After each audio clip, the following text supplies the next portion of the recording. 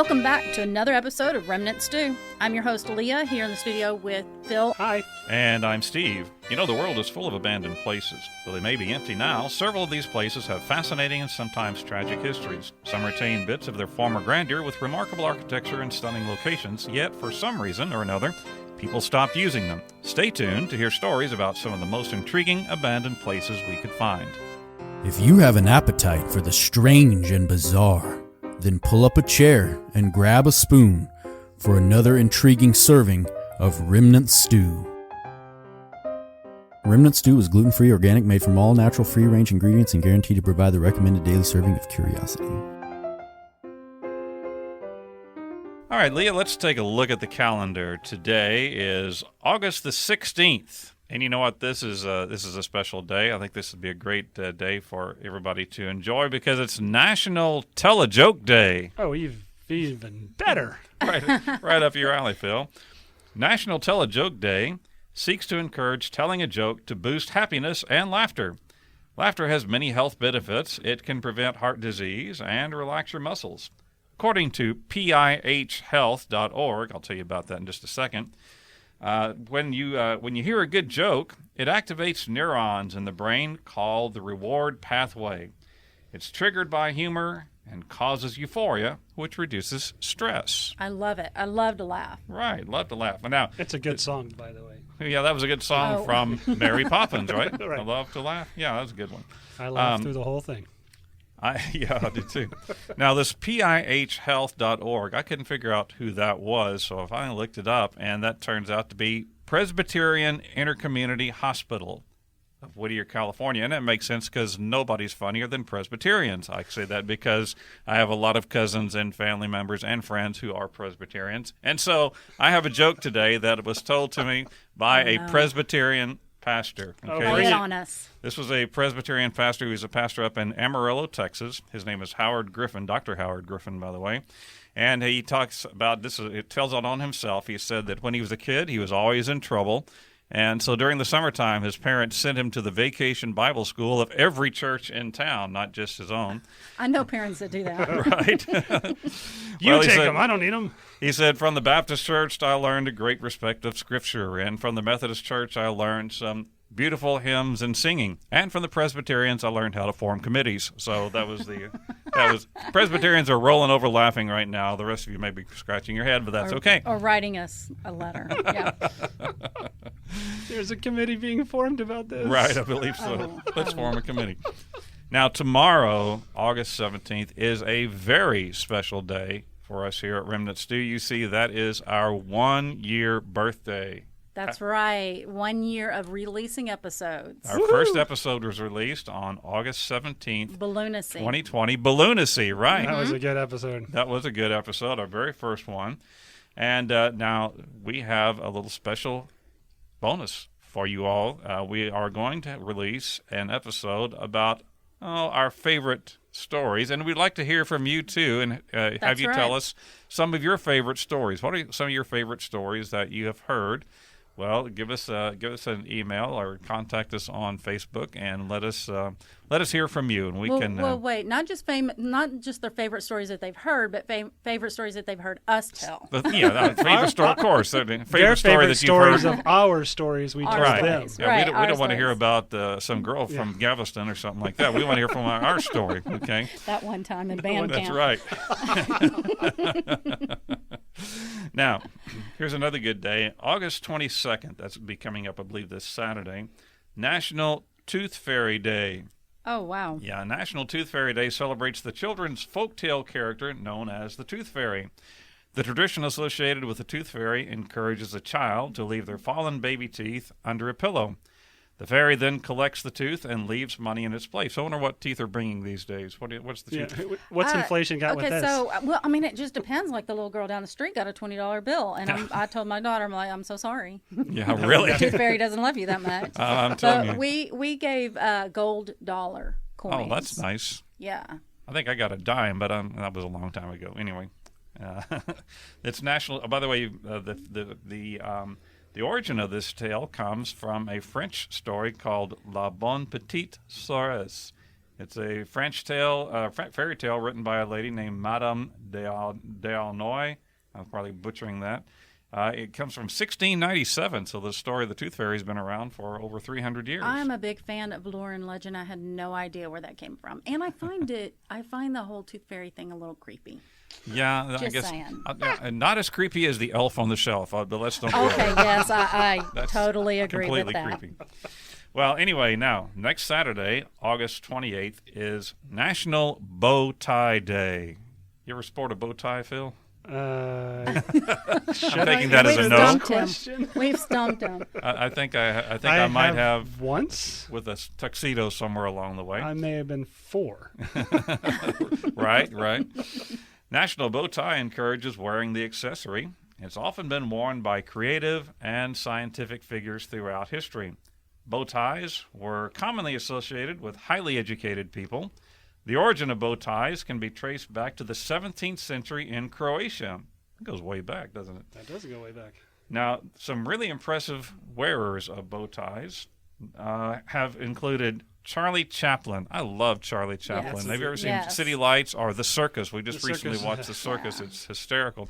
Or another one of my favorites from that era, Stan Laurel. Laurel and Hardy. Just Yes, two of I my loved absolute Laurel and favorites. Hardy. But Stan Laurel usually wore the bow tie.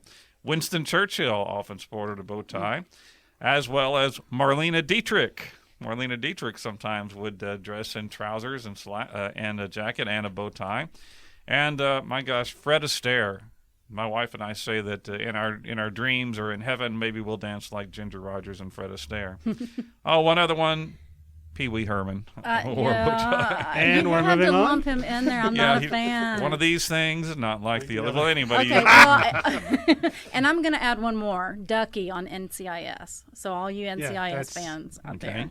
Well, there's perhaps no place so lonely as an empty place that used to be crowded with people. The Greek philosopher I'm going to mess this up. Heraclitus.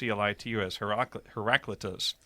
He lived more than 500 years before Christ. He's quoted as saying, "The only constant in life is change." And it's true. Things are constantly changing around us. A more recent philosopher, Thomas Wolfe, in the early 1900s, once wrote, "You can never go home again."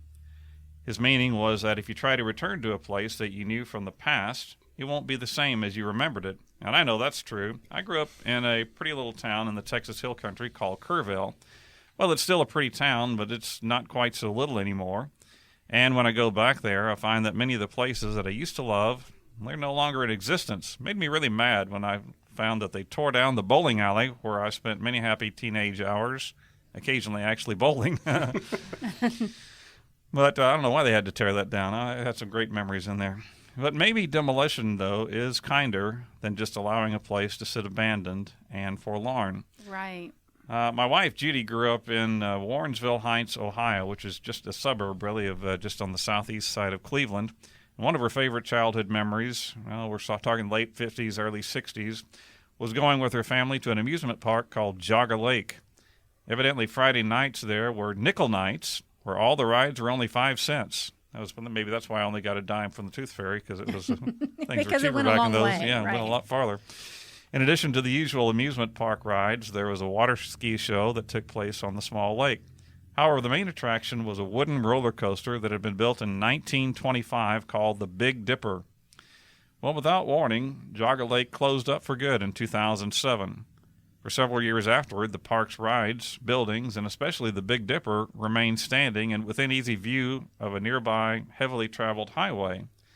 Yet it sat empty with no smell of cotton candy, no taste of custard cones, and no happy screams of kids and teenagers on the rides. It was very disheartening to see, especially to all those who had spent so many happy hours there.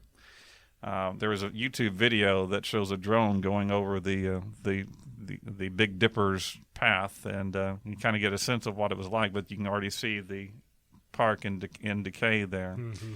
So we have several places that we're going to look at that have been abandoned. The first few come from Atlas Obscura, and the first one is actually down in South America called the Chakala TAA. Okay, yeah, how do you say that? Chakala TAA, Chacaltaya, the Chakala TAA ski resort.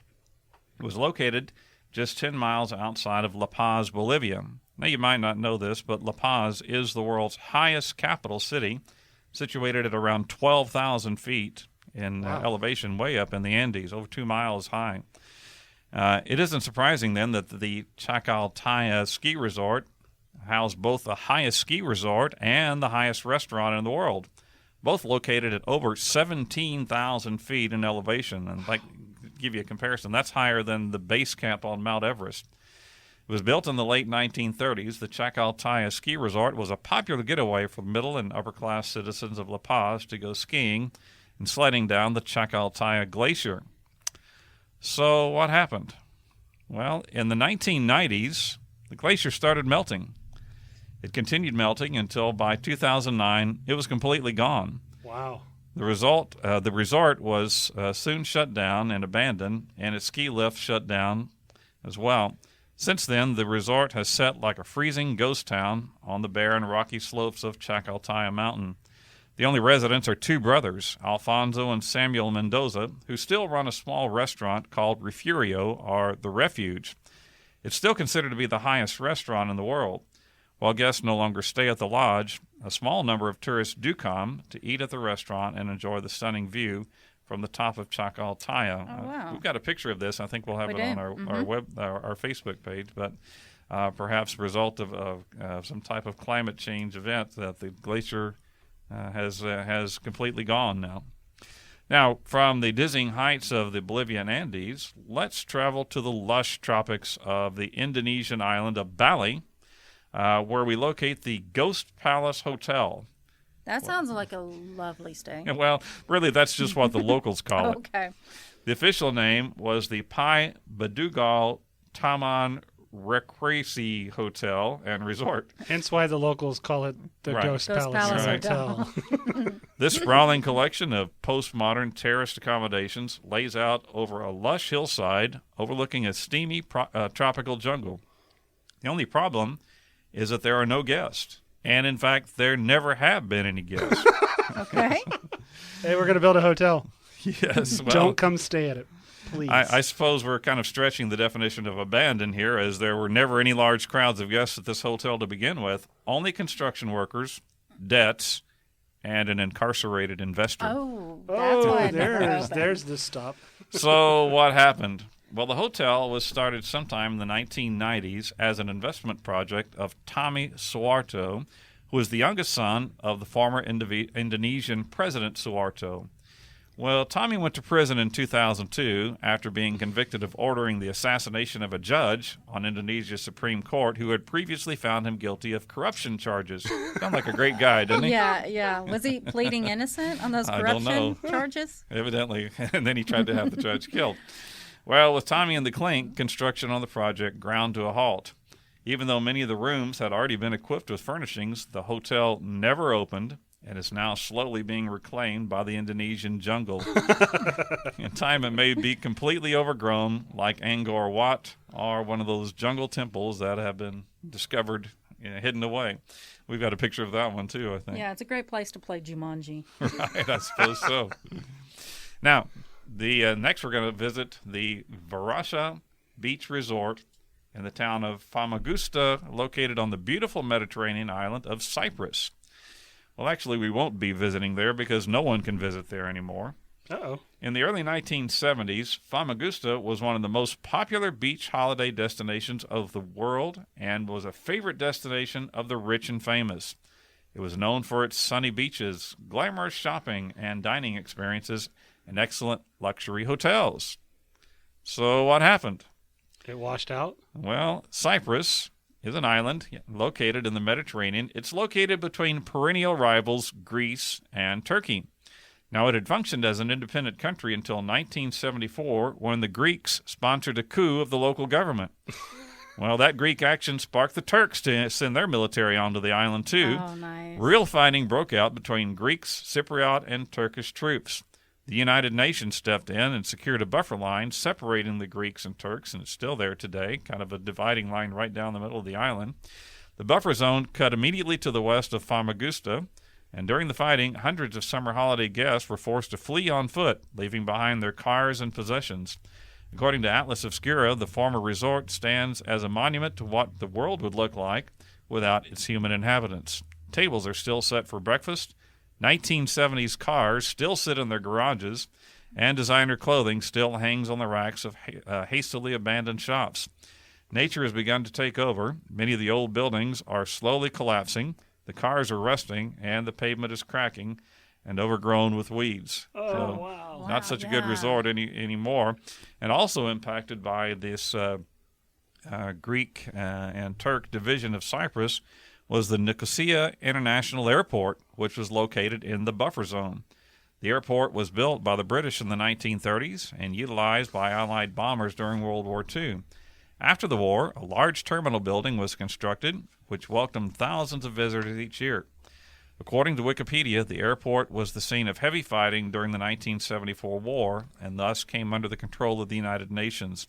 It has been inoperable ever since. The once elegant terminal is now crumbling. There's even a jet still waiting at a gateway from 1974. That's all just like... That's just crazy. sitting there. Sounds like James Bond. Just Right. like the setting of a James Bond movie. Or a zombie movie. Now for today's bookshop spot, the part of the show where we take you on a virtual tour of one of the most magical of places, an independent bookshop. Okay, so our bookshop spotlight today comes from right in the middle of the USA. Russell Specialty Books in Russell, Kansas, which is located right on Interstate 70. Oh, it's right by Salinas. I got some friends in Salinas, Kansas, so I know about where that is. Okay, well, for any of our listeners who might be taking a road trip across the country, you definitely need to work in time for a stop in Russell and peruse the holdings of Russell Specialty Books, located at 623 North Maple Street. Russell Specialty Books is owned and operated by a very interesting lady named Linda Crowder. More about her in a minute. She is interesting. Now, this is a fairly new bookstore. They opened, listen to this, in December of 2019. Oh, man. I mean, if you're going to pick a time to open a business, oh, wow. Probably wasn't the right time, but... But here's the thing. They are the only bookstore in a radius of 60 miles. It's a very rural country there, I think. Russell's a small town in the middle of farming area. They were also designated, and this is what helped them stay to open, they were designated as an essential business. I would agree think to that. so. And I think they all should have been. That's, But hey, well, and these are better educated people. I'm just saying that they let them stay open. Yeah. So they stayed open during the pandemic. Russell Specialty Books has been greatly embraced by the community of Russell. It's common to hear the townspeople say, "We are not a hick town, we have a bookstore." No hick town here. Sorry for that place down the road. We got a bookstore. The store also hosts events and book signings with local and indie published authors, as well as open mic nights once a month during spring, summer, and fall. Linda, the owner, states that there was a patch of grass between them and the chiropractor next door that her husband turned into a pocket park. Wait, there's an extra reason to stop there. The bookstore and chiropractor. That's right. You Exactly. get an adjustment and read a book. Great. Well, here's another one. She said, "My husband, Alan, is a master gardener," which that's very impressive. Right. He built planting boxes filled with beautiful flowers. So in that spot in between them and the chiropractor, she says, residents donated tables and chairs, making the park a homey spot to eat lunch and read a book. Nice. Yeah, that sounds really amazing. So now, I mentioned that Linda is an interesting person. You see, she's not only the owner of the bookstore and the operator of the bookstore, she also is an accomplished mystery writer. Ooh, nice. She has several titles, including one called Murder is Never Forgotten, which took top medalist honors in Mysteries in the New Apple Literary Services Award for Excellence in Self-Publishing. I like another title called Ringo the Ghost Cat. This is better. In which a cat solves the murder of its owner. Linda states, "I write mysteries because I love to read mysteries. I've been reading them all my life." So you can stop at the bookstore and not only pick up a book, but meet the author as well. And Or maybe get it she'll- autographed. Yeah, Get maybe it she'll autographed sign it. right That's there. what I was That gonna say. sounds great.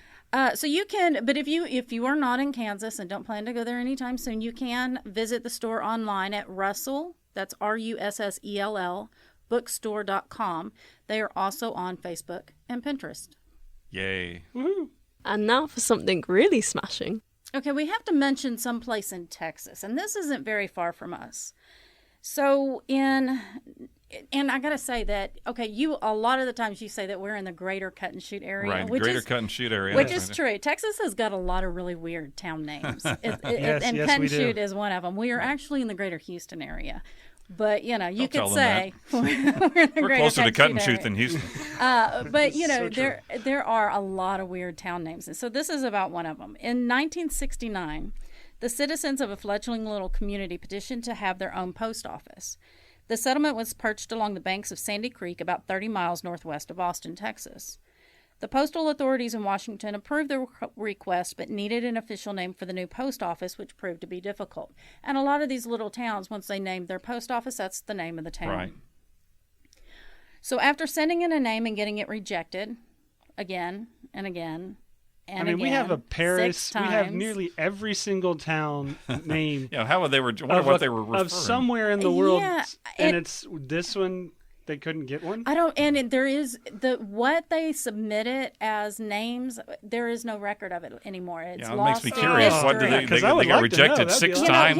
Yeah, I mean, if Seriously. tomball, cut and shoot, that sort of thing could get anyway. But I don't know what they're sending in, but they got frustrated. No they were doubt. very frustrated. So they wrote back saying, and I quote, "Let the post office be nameless and be damned." and the department said, "Oh yeah, okay, that sounds good. Nameless post office." Nameless. It was established in 1880. So by 1884, Nameless, Texas boasted a church, a district school, a general store, and 50 residents. That proved to be its heyday, though. As industry and trade tended to favor the surrounding towns, the post office closed only a decade after opening, and now the only things that remain in the literally nameless ghost town are the old schoolhouse, maintained by an historic society, and Nameless Cemetery, where many of the original residents rest. Oh. And I got my info from that from the Texas State Historical Society and HillCountryExplorer.com. Nice. Okay, so our next abandoned place is really amazing and stunningly beautiful.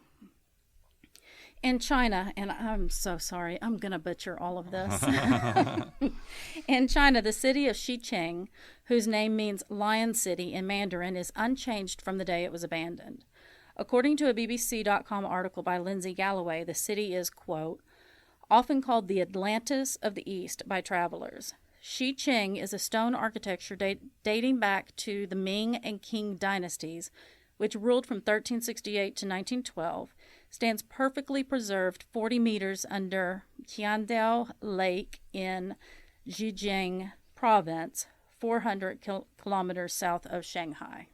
Wow. Okay. Interesting. It's So, underwater. yeah, it's underwater. The city and the valley were deliberately flooded in 1959 in order to create an artificial lake and hydroelectric power station, with nearly 300,000 people having to be relocated. Many of those people had inhabited their land for several generations. Right. So in 2001, the Chinese government sent an expedition to the city to see what might remain, and surprisingly, the city hadn't eroded very much It's been at all. underwater, but it's just been sitting there, right? Right, but they expected it to have deteriorated somewhat. But the buildings, walls, and even wooden details remained. Wow. The city is magnificent and well preserved. There's city gates, over 200 archways, stonework lions, dragons, and phoenixes, along with historical inscriptions dating back as far as 1777, and so remains a magnificent time capsule of Imperial China. Really? And you can visit Xicheng, but of course you have to be an experienced diver to book a tour. Wow. You know, they did another one in China about 10 years ago with the Three Gorges Dam, and I think they had to displace a couple of million people to find these new places because it covered up several medium-sized cities and just sit within. So it's not something new that has happened there. You know? Right. That's impressive. Interesting place. And now for something completely off topic and off kilter. Brace yourself for the oddity du jour. Well, our oddity today has to do with one of the new ways people are determining what to do with the remains after they die. That is a very hot topic right now because, the way we've done it in the past, first Right. of all, is so expensive. Right. It's so expensive. And it's Exactly. sort of a racket. Sorry, people. Sorry, funeral directors and all that. Unless you want to sponsor us, but anyway. But, it takes up so much space. And I love cemeteries. I'm not going to lie. I love cemeteries. Right. But the embalming and all of that, there is a real trend for looking for greener, less invasive, Simpler. much simpler ways to inter the dead. Right. So, as you mentioned, most traditional methods, at least here in Western cultures, have been burial in a coffin of some type. But, as you mentioned, it's becoming increasingly expensive. And there are also land use concerns as cemetery spaces are filling up. Of course, cremation is a much less expensive alternative. But then there's also the issue of what to do with the cremains. That's what they call the ashes after Right. cremation, the cremains. Some bury them, and others scatter them over beloved sites, and some save the ashes in an urn. But have you ever considered using these ashes to create an artificial reef? Well, that was what came up from two college roommates. Back in the 1980s, two college roommates from the University of Georgia spent a lot of time scuba diving along the Florida Keys. Over the years, they noticed significant deterioration and degradation of the reefs that they were visiting. What can we do to help this, they thought to one another. One day they hit upon an idea. Why not take people's cremated remains, encase them in environmentally friendly concrete, and bury them under the water to create a healthy new artificial reef? And thus, Eternal Reefs was born. I like that idea. That's a really nice They neat took idea. the remains, put it in concrete, Right. and then dropped the block. Right, Basically, and then yes. reefs grow off All of of that. that. Exactly. According to their website, eternalreefs.com, eternal reefs are living legacies that help preserve the marine environment for future generations. The concrete casings are reef balls, as they are called, can be decorated by the deceased loved ones with mementos, handprints. Even as the cement is drying, they can make notes in it. They can put their handprints in it. Scripture references and info about the deceased person.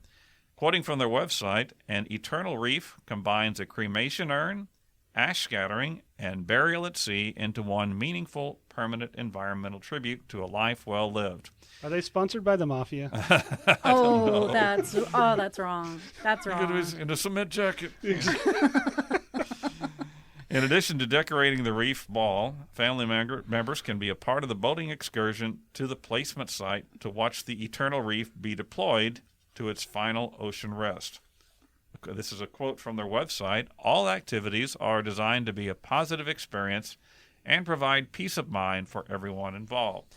Now, we're kind of making fun of this, but actually I think it's a cool circle of life kind of thing. thing. It is a really good concept, and I think it's good that people are thinking of newer ways to deal with the old house that we used to live in after we're completed with it. Rather than an expensive box buried in the ground. So and it being dropped in places where reefs would grow means it's dropped in pretty shallow water, so you could dive. Yeah, you could and dive visit. to see it perhaps and visit it if you were just wanting don't to do touch. that. Yeah.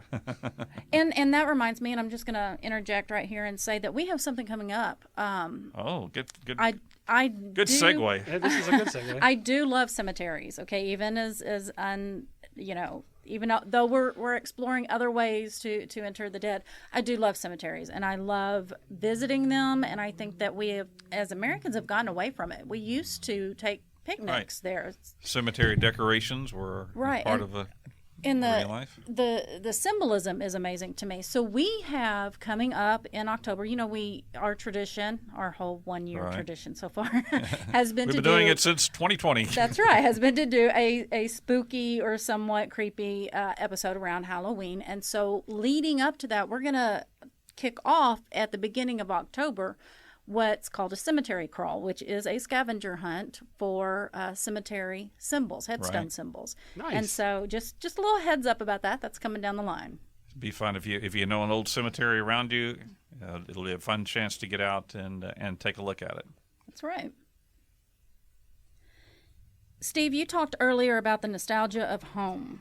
Well, when I was a little girl, I lived in Valley Station, Kentucky, which is the southwestern outskirts of Louisville, Right. or Louisville, if you're Louisville, local. yeah. Louisville. The area is very hilly, and alongside the highway, Dixie Highway, for those of you familiar with the area, there runs what I thought at the time was a mountain. Of course, it was just a hill. Right. But it was very steep and wooded on that side that faced the highway. And so there was nothing on it but trees. But at the top of the hill, you could see this large Gothic structure that looked to me and my cousin Kim like a castle. Right. You could only see the very top of the building most of the year, but when the winter came and the trees lost their leaves, you could see more of the building.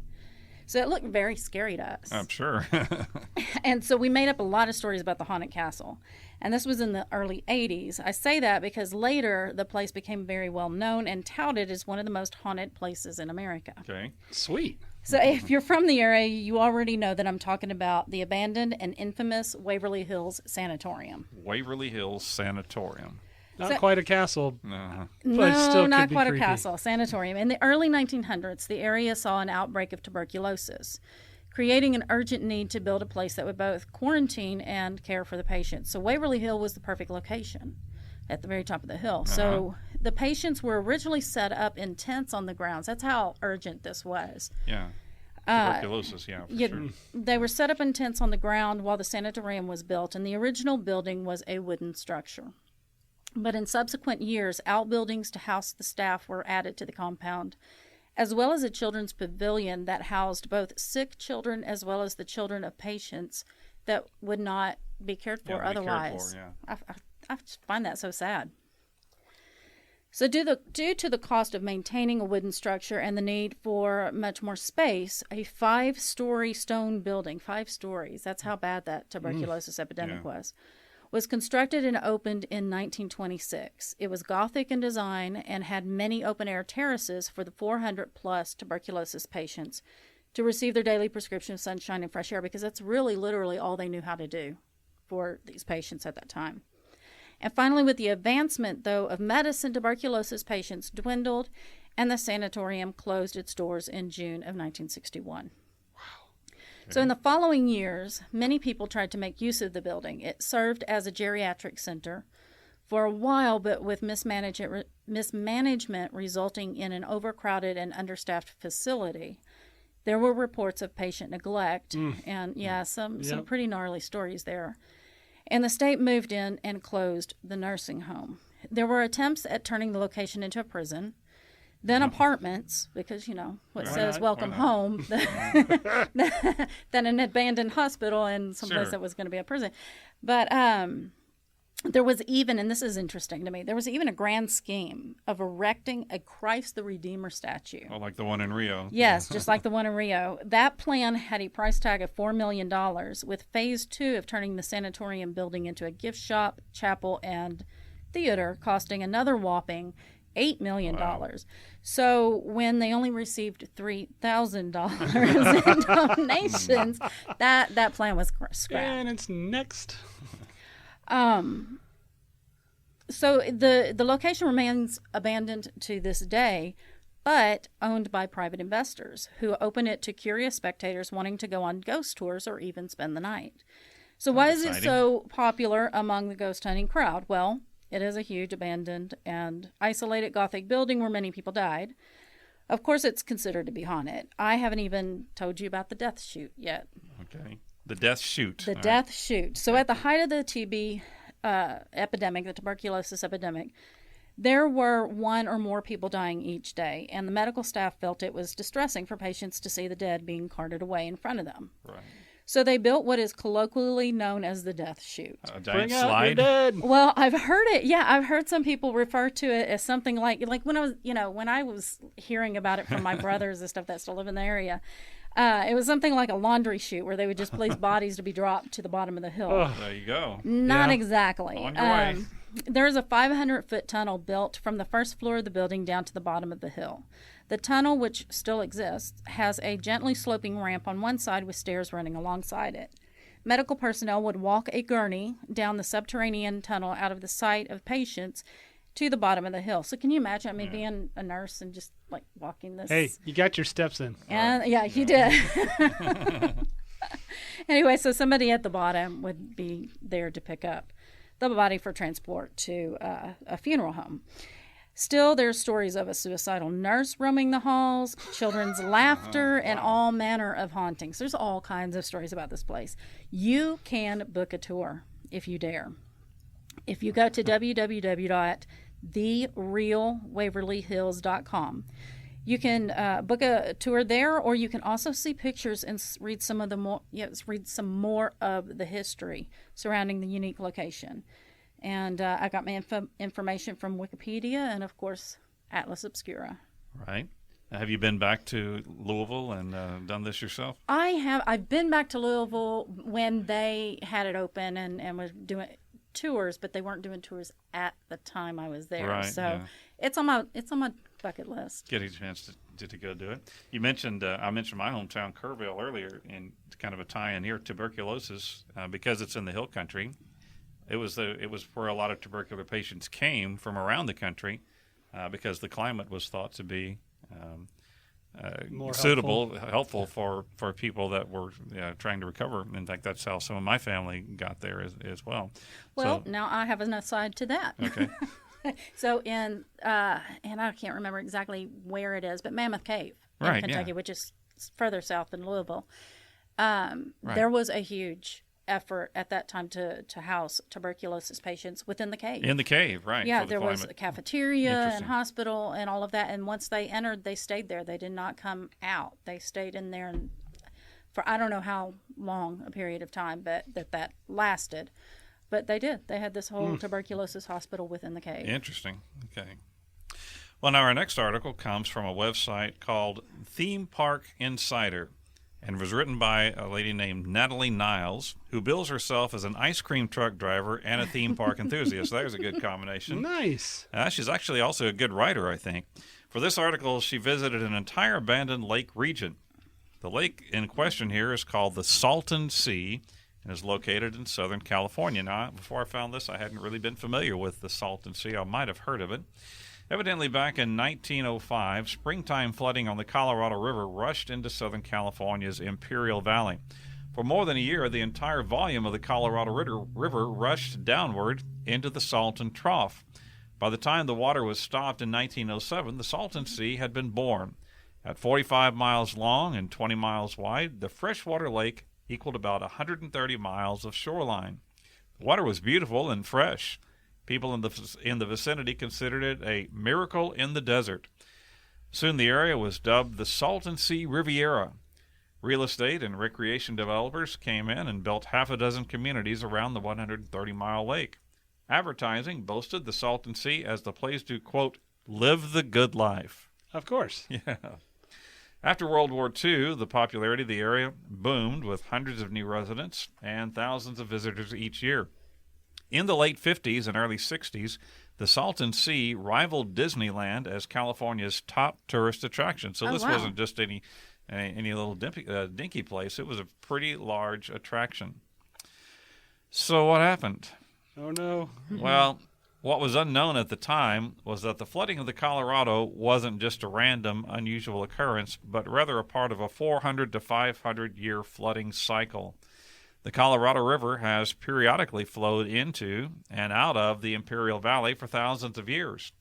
The ebb and flow creates a lake of fresh water, which over time becomes increasingly salty as the water source diminishes. Like the Dead Sea in Israel, it also has no drainage, which results in a desert basin as the lake slowly evaporates. By the late 1970s, the Saltn Sea was notably diminishing. Toxic chemicals from nearby fields made the problem even worse. The lake became increasingly concentrated with salt and agricultural chemicals as its water evaporated in the brutal desert sun with no source of replenishment. Fish washed up dead on the shore in masses. A rotten egg stench clung to the air and grew stronger each year.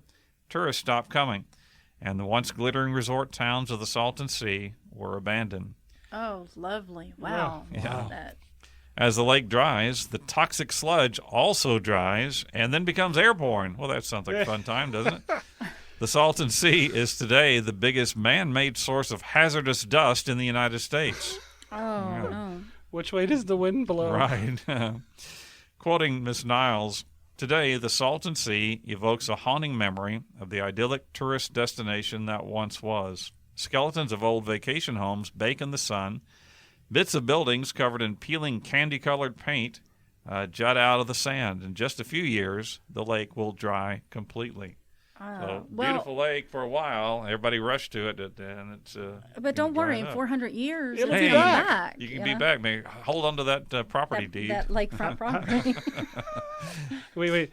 Those toxic chemicals, how long will those stay in the ground? No. Oh, no, they'll just blow away. They'll blow away. They'll blow away They'll and blow be somewhere else. We'll inhaled. start over. Right. Now, here's another place, and this is kind of an interesting one. Sometimes optimism causes you to look past some real problems of a project. In the fall of 2008, a magnificent new airport opened in central Spain near Madrid. The Ciudad Real Central Airport was designed to serve both Madrid and the Andalusian coast via a high-speed rail link, which would whisk passengers to their destination in less than an hour. At a cost of the equivalent of $1.3 billion, wow. the airport opened to great fanfare. Less than 4 years later, in April 2012, the airport completely shut down. Oh, wow. So what happened? So fly by night? Evidently, good one, Phil. Evidently, poor planning and over-optimism caused major deficiencies in the idea of placing an airport in a remote area to be overlooked. Only 2 regional airlines opened service at Real Central, and they drew little traffic from passengers. People didn't really see the need to take a train for an hour to get to an airport when there were already other options.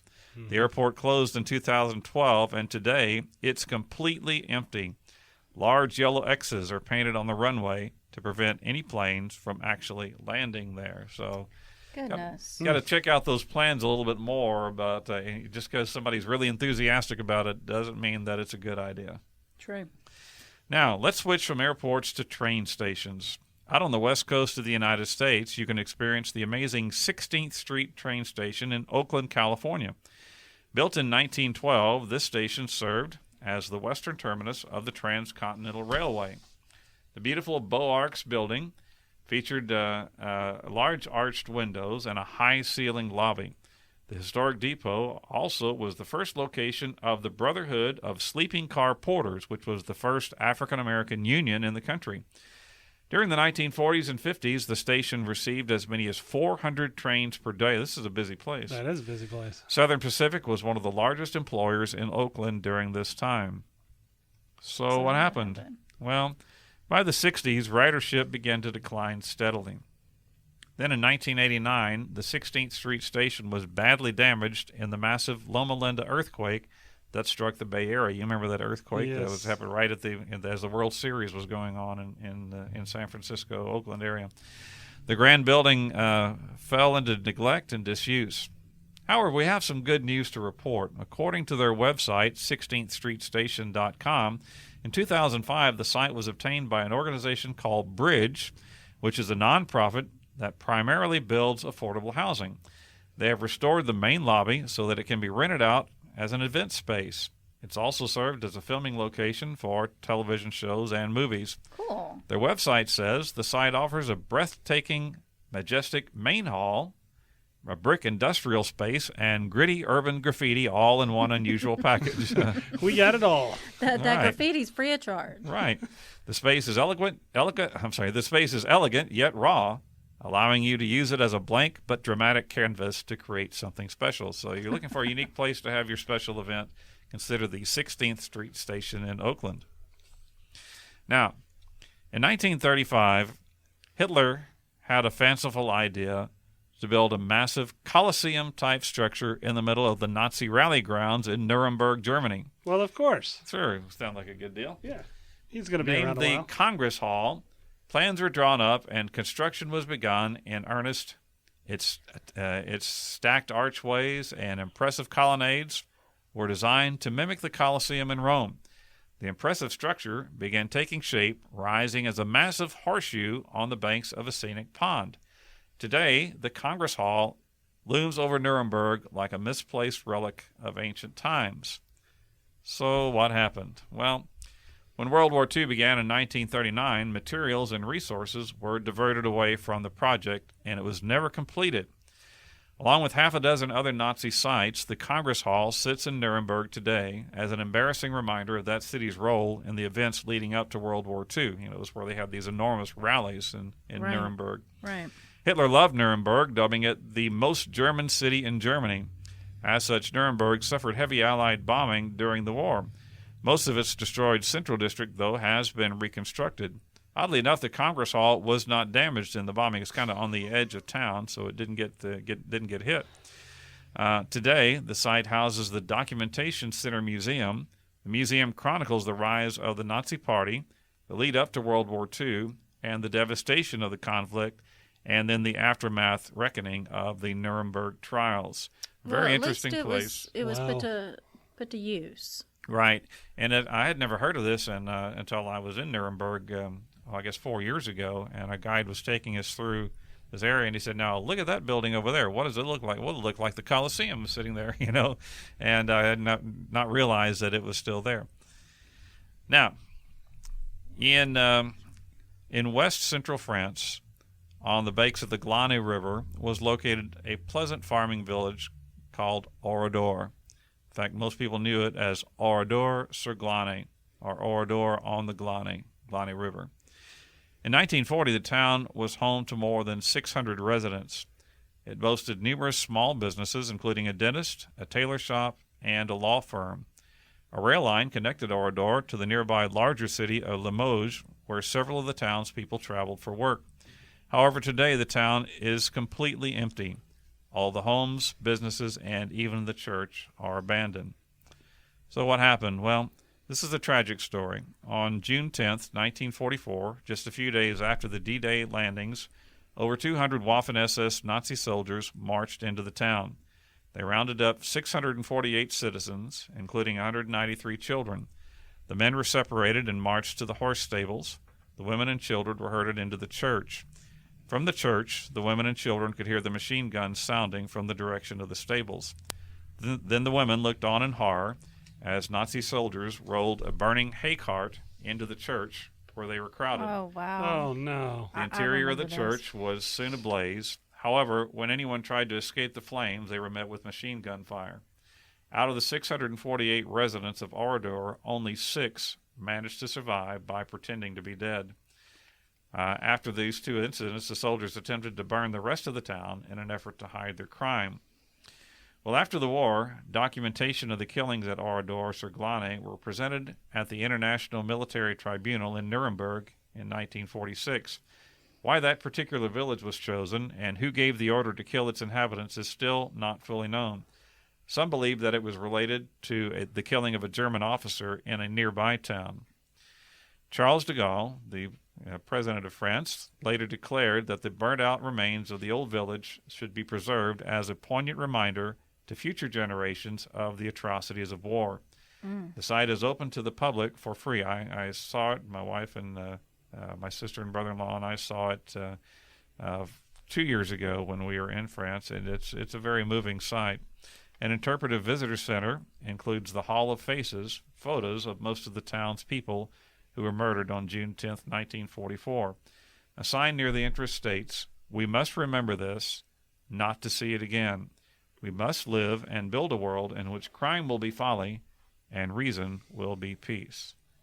The That would be tragedy nice. of Oradour-sur-Glane. Wow. It's such a sad story.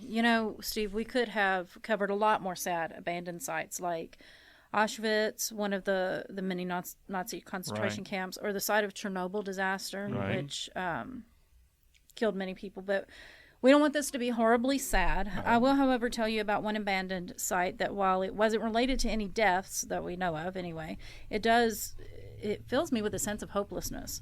So for those of us that grew up in the Cold War era, Right. there was this sense of impending doom that just you Always grew hung up over with. things, didn't it? Yeah. Yeah, that this impending doom could happen at any moment. World Right. War III could just annihilate all of us. I remember the drills when we were taught in school where we were to duck under our desks Right. and Yes. cover our heads and all of that. So when I came across this article about the abandoned Dugga Radar, all of the ambiguous fear I had as a child about that, about a possible Third World War came flooding back. Located in the dense forest just north of Kiev, not far from Chernobyl, stands a gigantic relic, a monument to the Cold War. Once a closely guarded secret, the Dugga Radar can be seen from miles away, appearing as a giant wall towering 492 feet above the forest floor. It's That's a big huge. wall. It looks like the construction part of a billboard, but just a hugely giant billboard. Like the bones of a billboard. Right. So among the undergrowth at its feet are neglected vehicles, steel barrels, broken electronic devices, and metallic rubbish, the remainders of a hasty evacuation shortly after the nuclear disaster at Chernobyl. Not a whole lot is known about the exact purpose of the Dugga, translated to mean the arc, because it arcs. Right. Legend has it that Phil Donahue, you remember Phil Donahue? Remember Phil Donahue One of the in first, the 70s and 80s, yeah. One of the first U.S. journalists to be granted access to Chernobyl after the disaster, asked his official guide about the surreal sight of the Dugga on the horizon and was told that it was an unfinished hotel. Right, yeah. We do know that construction began in 1972 when Soviet scientists were looking for a way to detect long-range missile threats. According to a former commander of the radar complex, the Dugga supposedly used short radio waves capable of traveling thousands of kilometers using a technique called over-the-horizon radiolocation to detect the exhaust flames of launching missiles. There were many conspiracy theories about the radar, including weather control or even mind control. Right. It didn't help that the Russians denied the existence of the monstrosity either. So wild conspiracies aside, we still are not aware of the exact purpose of the structure and surrounding facility, but like Chernobyl, it has become somewhat of a tourist attraction. I guess so. So I got my info from an article on CNN.com. So for the last story, which is a little bit lighter in nature. Yeah, let's end on a good and upbeat. How about I'm heading back to my home state of Kentucky. There you go. So there was a luxury yacht launched in April of 1902. Built for railroad executive, the yacht changed hands over the years until at the advent of World War I, it was named Sachem. I think that's how you pronounce it. Okay. S-A-C-H-E-M. Okay. Sachem. Pressed into service for the U.S. Navy, the vessel officially became the USS Sachem and was used as a coastal patrol yacht. During the Navy's service, the boat was loaned to Thomas Edison, who used it to conduct government-funded experiments to develop countermeasures to U-boats. Right. So at the end of the war, the yacht was returned to its owner, then changed hands a few more times before being pressed into service during World War II. So this yacht has seen some days. That's right. It's been around. Some stories, right? It then became the USS Phoeniciate and patrolled the waters off the Florida Keys. She was then modified and used for testing sonar systems before being placed out of service on October 2nd, 1945, and transferred to the Maritime Commission for disposal on November 5th. Returned to her owner and renamed back to the Sachem, the boat changed hands many more times, of course, undergoing several name changes, until finally it was purchased in 1986 by a Cincinnati local named Robert Miller for the low price of $7,500. That's a steal. Miller renamed her the Circle Line 5 and spent 10 days restoring the yacht. He then took his friends out in New York Harbor for a big, for the ceremonial relighting of the Statue of Liberty during the July 4th weekend. In what would be her final voyage, Miller steered the Circle Line 5 for home in Cincinnati via the Hudson River, the Great Lakes, the Mississippi, and finally the Ohio River, and she made it. Way, but okay. All right. So Miller anchored the boat at the mouth of Taylor Creek near its confluence with the Ohio River on his property in Boone County, Kentucky. All right. Unable to afford the expensive upkeep, the boat was left to rust away. It is now a popular destination among kayakers. And her final name, Circle Line 5, faded but still readable. This award-winning Navy ship that had countless owners and countless names, served in 2 world wars, shuttled Thomas Edison about while he conducted war experiments, and attended Ronald Reagan's relighting of the Statue of Liberty's torch, had one last claim to fame. Uh-oh. While still in New York Harbor, the boat was being worked on one day when a limousine pulled up to the dock. Some negotiations took place, and Miller allowed the boat to be used as a backdrop in Madonna's 1986 Papa Don't Preach music video. Okay. I got my info from Wikipedia and, of course, Atlas Obscura, which has many great pictures as well as directions to go visit the abandoned ship. And now it's time, boys and girls, for the Trivia Challenge.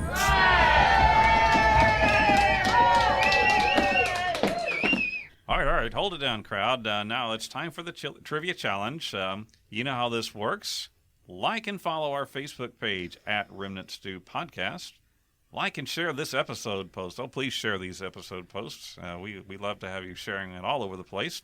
And put your answer to the Trivia Challenge question in the comments of that post. The first person to do all that will be the winner and will be mentioned in an upcoming episode of Remnant Stew.